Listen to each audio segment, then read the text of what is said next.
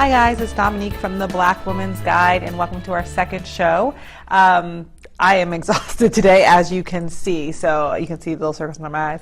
Just wearing myself out, New Year, busyness, all that good stuff. But I want to share some exciting news before we get into this actual episode, is that obviously we've only got to 2 episodes, but this is an evolving show. And so I'm really, really excited because we will be transitioning this into more of a interview show. So I'll be interviewing different Black women entrepreneurs from all across the globe. And that's really, really, really exciting. So look out for that. You'll start to see interviews coming through. Because I'm doing so many posts in our groups, and if you follow the Black Women's Guide page and you're in any of our groups, whether it's the Black Women's Guide to Business group or the Black Women's Startup Founders group or the Black Women Coaches, Consultants, and Bloggers group, I put content in there each and every single week. That's more like training content, information, education. So I thought this would be a really cool way through the Black Women's Guide show to do something a little bit different, so that I'm already giving training and content. I'm already giving training and content in the group, so I thought the show would be a little bit more dynamic if it could be something a little bit different. So I think the interviews would be really, really fun. They'll also be the audio also be put up on SoundCloud, so you'll be able to listen to the podcast of that if you are commuting or whatnot. And also the show will be also saved on YouTube, so you'll also be able to check that out on YouTube. So those are things that are coming down the pike, and just a shift that we're doing as we go more into training. And I hope to provide more high quality training for you all throughout the months.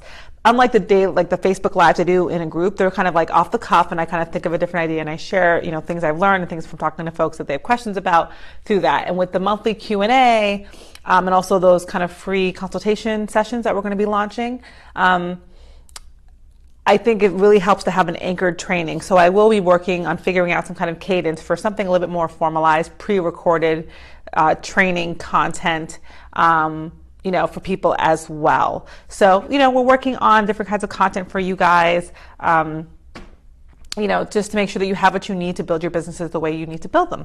So with that being said, today we actually are going to be talking about the 3 things that you must do to have a successful business. And so, there's a lot of information out there about all the different things you need to do, but there's some things that you kind of have to do. And a lot of Black women I talk to actually don't do these things. Which is worrisome because how do you understand your business if you don't understand these things? So we're just going to get right into it. I'm going to go through the 3 things that you need to do. You can get a pen and paper or write them down, and we're just going to talk through each one and what you need to know. Okay, so the first thing you must do to have a successful business is understand your unit costs. So your unit costs are basically the cost, what it actually physically costs in dollars and cents for you to produce the thing that you sell to your customers, right? So it's like the hard cost of the thing you produce. So if you make t-shirts, it's the cost of ordering the t-shirt, it's the cost of putting text on the t-shirt. It's material cost. It also can be labor, so your time, or if you're paying someone to do the work, that can be included in your unit cost. It's also your back office. It can also be your back office stuff. So like what things are required for you to maintain your business. So this could also include things like your accounting software, maybe you're paying for a URL, that type of thing. So your unit costs actually truncate all of that with an average. So there's a little bit more complexity there, but to say the least, you do want to know how much it costs to produce the thing you make. Okay, so even if you don't have labor involved, because maybe you're doing it by yourself right now, so it doesn't matter to have labor, you should understand what it costs to sell your thing. So for example, for me to create a product, I have to pay a videographer to do a video for me. I have to pay for a web tool to put the training up on. And so these are like my costs that it costs me, and it could be per item for me because I do content, it's per month, whatever, but it costs me this much to make one, to be able to sell one unit of what I offer. It's going to takes all these different things. And so what I end up getting is a unit cost. And so I understand how much it costs for me to actually sell that thing. Again, if you're a baker, it's like flour, it's like the nuts you ordered for your brownies, whatever. So it's the material cost, the hard cost it takes to create your product. That's what your unit cost is. A lot of women do not know how much it costs for them to be in business. They don't know when they don't actually manage their budget, and they don't actually determine, oh, you know what, when I pay for the landing page and I pay for the website and I pay for the video guy, I'm spending this much per month. They're not understanding their unit cost or their overall budget. So you cannot understand your profitability if you don't understand your unit cost. And if you can sit there and say, well, I want to make X amount of money. I want to make $10,000 a month. And I'll say, well, is that in profit or is that in overall revenue? And they'll go, oh, I don't know. And I'm like, right, because you don't understand your unit cost. If it costs you $9,000 to make something and you want to make $10,000 a month, you're only walking away with $1,000. That really matters. People don't understand that, right? That really matters. So it's really important to understand how much something costs, because that's your expenses. How much it costs to do the work, to do the business, to provide the service is, if you take out your time, that's fine. If you include your time, maybe you're a consultant, so you include your time, but you need to get a number. It can even be an estimate, because I'm doing really quick and dirty math right now, so I'm not really talking hard numbers with the unit cost, but I'm just giving you guys some examples of, you want to get a roundabout number. It does not have to be exact at this stage. But to be able to say, I know that it costs me $200 a month to run my business or $300 a month to run my business allows me to understand what my profit margin is. So that means I know how to price my product. I know how many things I need to sell of that product to understand what I'm trying to get to. And a lot of women, when I say, what's your goal? Hi, how are you? I feel like I can't see always the people saying hi, but I see someone joining. So hi, how are you? Feel free to put where you're from and what you're working on in the chat. I'm happy to answer any questions that you have as well. But so the issue is that a lot of people don't know their unit cost. So when I ask women, what are your goals for the next 6 months? How much money do you want to make? They oftentimes don't know the answer. So it's like, how can you plan and create a business when you don't actually understand what you're trying to get to? Most people don't have enough residual cash. I mean, they don't have enough savings or storage and savings to assume the risk of building a business without knowing their costs, but yet they're doing it anyway. And I'd highly recommend that you understand how much it costs you to run your business per month, or if you make a product, what the unit price is per product, first and foremost, because there's in the red, which means you don't have enough money to break even. I mean, break even means I can pay for all the costs that it takes, so I'm not spending any of my additional personal money to run the business, right? That's break even. Like what I call break even is not, that's the financial way to look at break even, but what I call break even is when it covers all the costs of my business and all my living costs, because that's really when I'm in business healthily, when I can like step away from maybe a part-time job or work, is when I can say this pays for itself and it pays for me to live. On top of that, either way, you can say break even is when it pays for itself. Profitability is everything you make above the business paying for itself. So if your business costs $500 a month to run, then you know that you need to make $500 a month in sales to pay for your business to keep on running as it is. You also know that if you make $1,000 a month, that you now have an extra $500, you have a choice of something you can do with it. You can either invest it back into your business, or you can spend it on things for yourself or whatever you need else to do, right? So it's really important to understand what that unit cost is for you to create a product. Now, again, if you're a baker, if you're a chef, if you're have a restaurant, if you make candles, if you do t-shirts, like it's really a lot easier to create a unit cost because it's a product, it's a physical thing. You can say, I bought this bag for $20. It weighs this much, and you can just do the math on the product. If you consult, most of it's labor. It's just the time it takes for you to do a project or a product for somebody. And so what serves you is trying to create a system for your process. So if you're an accountant or you are a business consultant or whatever, that you have like a 6-step process you bring people through, helps you determine what the time actually is going to be most likely.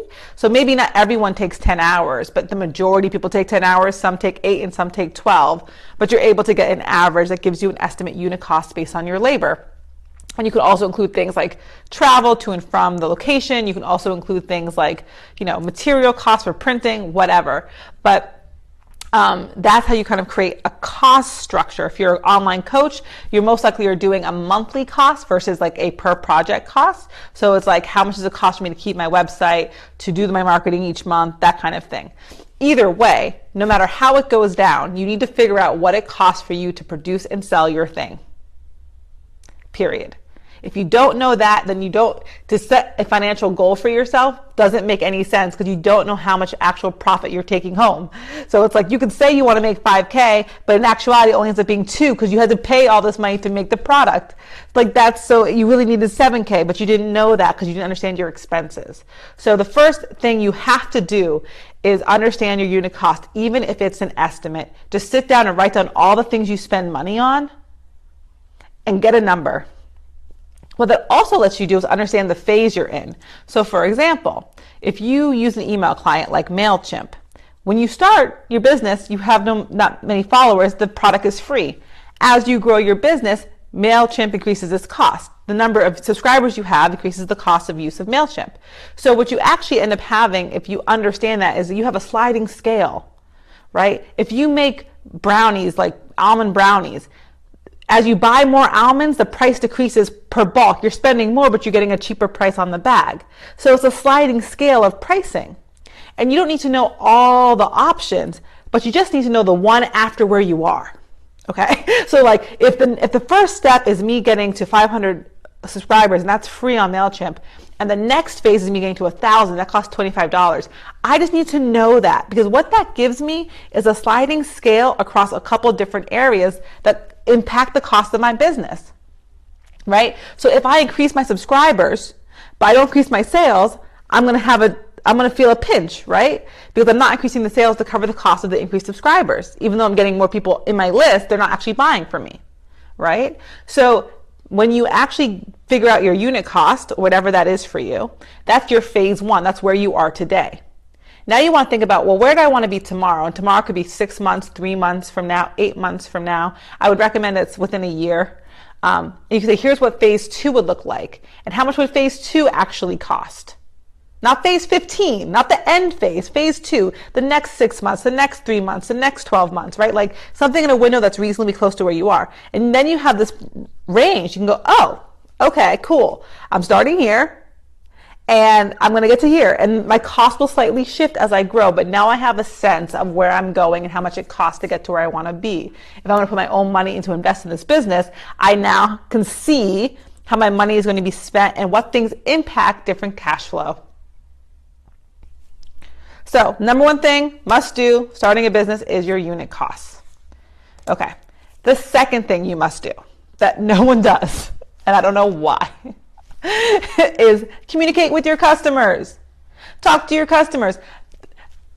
So here's what happens. I go, hey, have you talked to your customers? And they go, oh, well, I talked to my friend and my mom and my sister and my girlfriend told me that. I'm like, no, did you talk to your customers? Well, no, I just think people, like, I always see people say they need this, and everyone always has a problem with that. No, did you talk to your customers? No, you didn't. You didn't. You didn't. And so even though there's a lot of possibility, there's also a lot of assumption. You don't actually know if the problem you think your actual customer, person actually buying from you, has. Right? Like you're saying, I think this is the problem. But if you're saying the problem is like, I don't know, healthy eating. I work with people to get healthy, right? And I think the problem is that they don't know what healthy eating looks like. But you get a lot of people in your group who actually are like, actually, I know a ton about healthy eating. I just actually have a problem with my workout. Or, you know what, I don't have a problem with healthy eating. I just don't know what diet is right for me. Or maybe I should consider something more holistic like Ayurveda diets or right? Like you don't know. So until you talk to your actual customer, the actual person who's going to buy from you or highly likely to buy from you, you do not know what your customer wants. And whatever your mom said about your logo, whatever your friend said about the product is irrelevant because they're not buying from you. Only people who buy from you count, unless you're someone who's like super experienced advisor in the same industry and field that you're in that can really tell you, you know what, I sell what you sell. This is what I've learned from my community. You might be slightly different, but here's a little bit of a baseline. Maybe you could even use that. Maybe. But most people do not talk to their customers. So how do you talk to your customers? Let's just break that down for everybody. So the first thing is you have people either on your email list, either on your Facebook or following you on Twitter. And the best way to start, honestly, is just to ask them some questions. Like every once in a while, I'll be like, hey, what do you guys think about this and this? And just read the comments. If you don't have a lot of volume, that's all you really can do. But what you're going to want to do is once you get closer to having a product idea, you want to like see if anyone will do a consultation with you, a 10-minute call, answer a question for you. Would you mind taking a minute to help me with this thing? And just actually get on the phone or sit down with someone at a coffee shop and go, hey, so tell me about yourself, tell me what you do, and learn, just listen. Don't sell them, just listen. We oftentimes go into sales before we ever ask what people want. We assume that we know what they need. And so we go into the sales mode without asking what they want. You have to ask what people want. You have to just listen. Tell me about yourself. Tell me about your life. Tell me about your kids. Because they're going to tell you their problems. If you just ask them a yes or no question, you're not going to really get the filler. You need the filling information, right? Because someone's going to want to please you. So if you say, would you buy this? They're going to say, yeah, of course, even if they never bought it. Or do you like this or this? They're going to be like, well, I like this. It doesn't mean they're going to buy it. Like, you need to actually just understand the psychology of your customer. And that just means getting to know them, getting on the phone with them, asking them questions in the group, getting people to comment, right? Reaching out to people individually in the beginning and saying, hey, thanks so much for following my email list. I'd love to get on the phone with you just to learn a little bit more about you. That's it. And it's really, that's what it is. The call is like 15 minutes and I'm not selling you anything. I'm just trying to understand who you are. Why do you sign up for the list? What's going on with your health? How do you feel about that? How long have you been trying to fix it? What was a pain in the butt? What worked really well? Just like understand. And from that understanding, you can actually build a product people actually want to buy. Right? So one of the things that I hear oftentimes for me, for one of the courses I sell, which is the Online Business Academy, is people always say, I'm just overwhelmed. Like I'm overwhelmed with all the marketing. Like I'm afraid, of doing this. I don't know what I'm doing. I'm exhausted. Like these are things. So I'm like, okay, so let me create a product that makes it really simple for you to follow the process. Right? So you have to talk to your customers. Originally, I would have thought you want to make a ton of money and that's the goal. But most people actually said, I want to make like $5,000 a month. If I could make $100,000 a year, I'd be like, what? Mind blown, right? So people really have different goals than you think they have. You need to talk to your customers and you need to do it consistently. And so what I'd recommend is going out and talking to customers as much as you can. And then once you do like a couple rounds of it just up front, like maybe just do a bunch of calls, whatever, schedule it into your calendar. Like maybe every couple months you just give away a freebie or you just reach out to someone that's been talkative on your list or and like just to keep a pulse of your most active users. And you don't have to do 15 of them, but if you do 1 or 2 or 3, every couple months, like that's enough to keep you in the know, right? And in the beginning, if you do a lot of it, you can kind of get a sense of your audience, but it helps you make sure that you're keeping in touch and that you're speaking to what they need, right?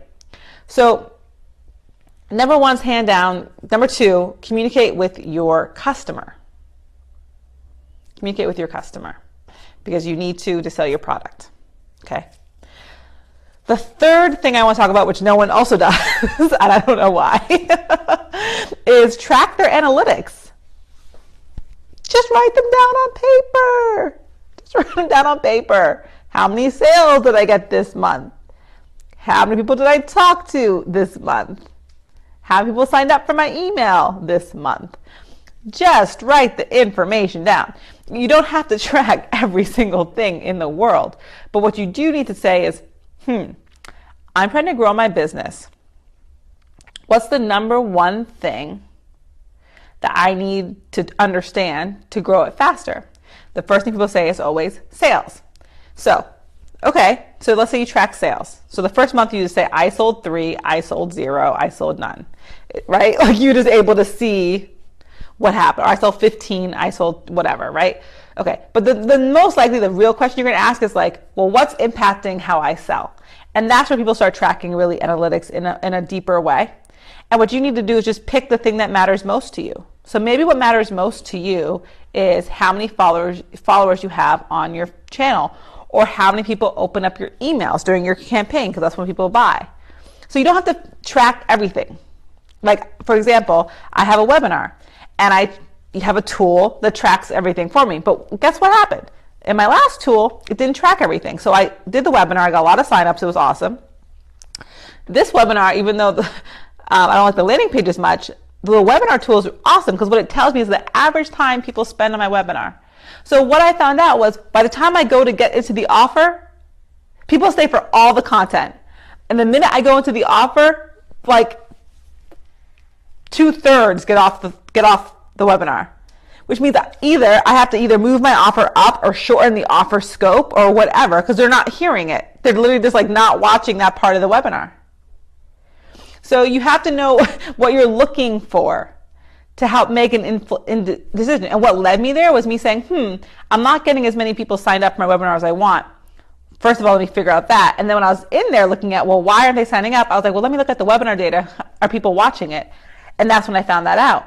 So you need to think about what's one question that's going to help you do better. You don't have to track everything, but you got to track something.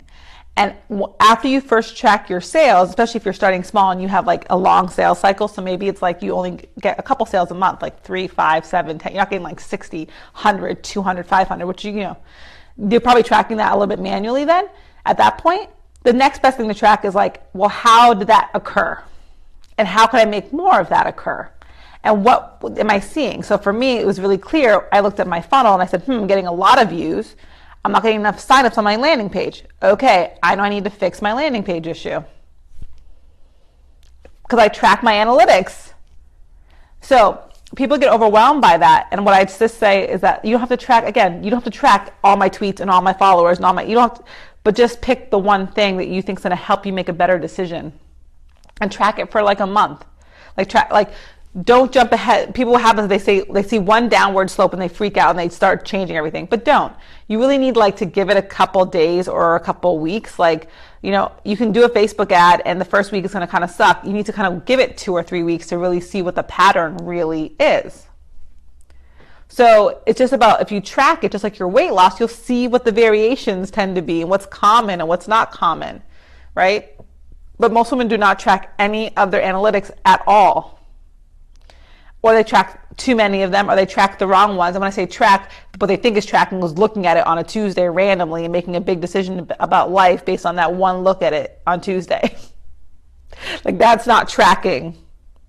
Tracking is over time, seeing the change and seeing what's really true about the data. So really, I would recommend that everyone pick one thing they want to track that they think is going to have a large impact on the growth of their business. And that could be number of users, number of email signups, number of opens on their email campaigns, whatever you want, but that could be it. The time spent on your website, if you sell a product, could be one of them. So again, just pick whatever one you'd like. Hi, how are you? Thanks for joining. Feel free to questions below. So you can definitely track your analytics in any kind of whatever you want, but you need to track your analytics is the moral of the story. So those are the 3 things that you need to do in 2017 to have a successful business. Manage unit costs, communicate with your customers, and track your analytics. Okay? So if you have questions or comments, put them below. This will be up tomorrow as well with keynotes and things like that highlighted. So you can always rewatch it. And next week we're going to be kicking off with interviews. So I'm really, really excited with the Black Women's Guide show, getting interviews and other Black women talking about their businesses and how they're dealing with stuff as well. So thanks so much for watching and have a wonderful, wonderful night. Bye, guys.